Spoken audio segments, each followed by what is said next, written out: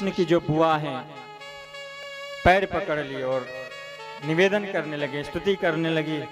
नमस्ये पुरुषं त्वाद्यम ईश्वरं प्रकृते परम अलक्ष्यं सर्वभूतानां अंतर्बहिर्वस्थितम्।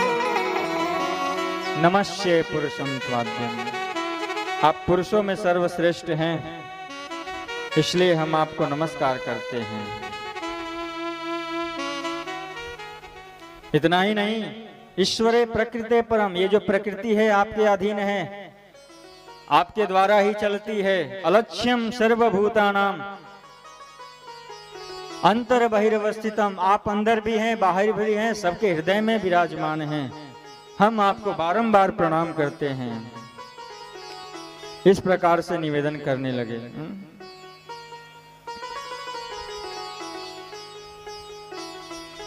कुंती महारानी स्तुति करना प्रारंभ की। कृष्णाय वासुदेवाय देवकी नंदनाय च नंद गोप कुमाराय गोविंदाय नमो नमः। अरे हम तो भूल कर चुकी कि हम आपके बुआ हैं, आप हमारे भतीजा हैं। देखा जाए तो ये रिश्ता यहीं तक है। अरे आप तो ईश्वर हैं, आप कोई साधारण व्यक्ति नहीं हैं। सत्य है कि आप हमारे भाई वसुदेव के पुत्र हैं, देवकी के नंदन हैं और नंद गोप कुमारा या नंद और गोप ग्वाल के सखा हैं। लेकिन हे गोविंद, आप सभी जीवों को आनंद प्रदान करने वाले। गो शब्द देना इंद्रिय, गो शब्द देना गाय, गो शब्द देना पृथ्वी, इन सभी जीवों को आनंद रविंद आनंद प्रदान करने वाले हैं। आप कोई साधारण नहीं है।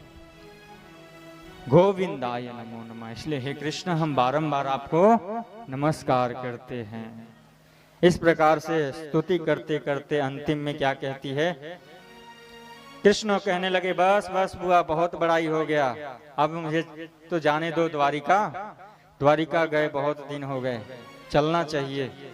कहते हैं कृष्ण, आप द्वारिका तो जाएंगे, लेकिन हमारी एक विनती सुन लीजिए। क्या विनती है?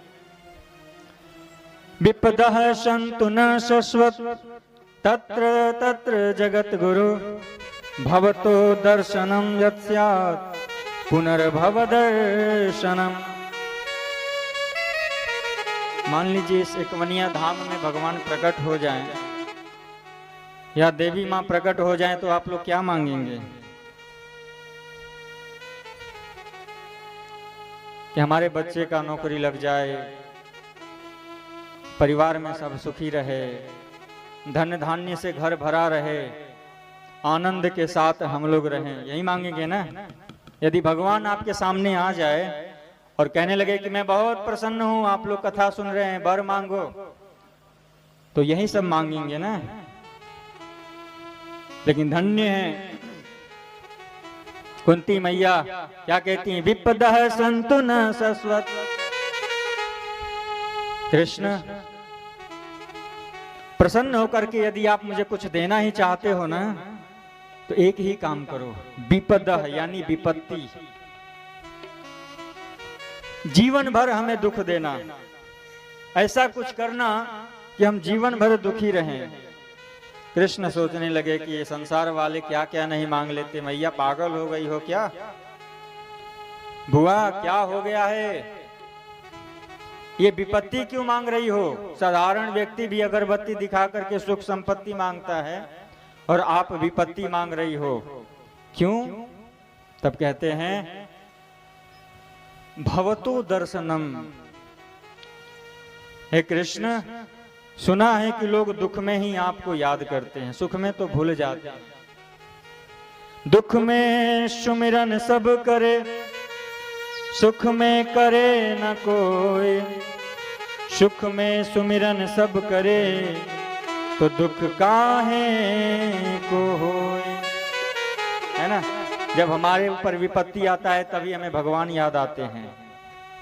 हाय, आपने मेरे साथ ऐसा क्यों किया? आप उनके लिए क्या किया कि वो क्यों किया?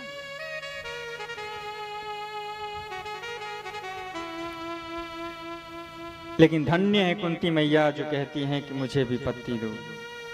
कुछ नहीं चाहिए, विपत्ति चाहिए, दुख चाहिए, पग पग पर दुख देना।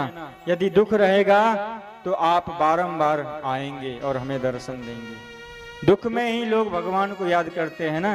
कुंती मैया कहती हैं, सुना है यत्स्य द पुनर्भव दर्शनम, आपका दर्शन दोबारा कब होगा? जब हमारे ऊपर दुख आएगा।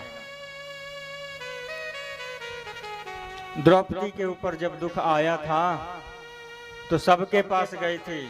भीष्म पितामह, गुरु द्रोणाचार्य अपने पति के पास, पतियों के पास भी गईं।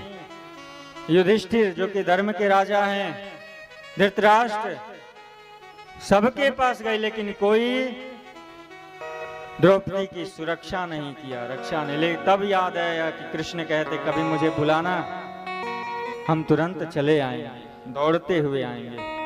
और जैसे ही गोविंद कृष्ण हमारी लाज बचाओ, ये दुष्ट दुशासन भरी सभा में मुझे अपमानित करने वाला है, कृष्ण तुरंत साड़ी की फैक्ट्री लेकर के द्वारिका से आ गए। अरे हम बुलाएंगे तब ना, बुलाते ही नहीं है। बुलाएंगे तब तो कृष्ण आएंगे ना, लेकिन हमारे पास समय ही नहीं है बुलाने के लिए। बुलाएंगे तब कृष्ण आएंगे। हृदय से, मन से, वाणी से, जैसे भी एक बार भी स्मरण किए तो कृष्ण दौड़ते हुए आ जाते हैं। बहुत सुंदर स्तुति की 26 श्लोकों में कुंती मैया स्तुति की है। आगे चल करके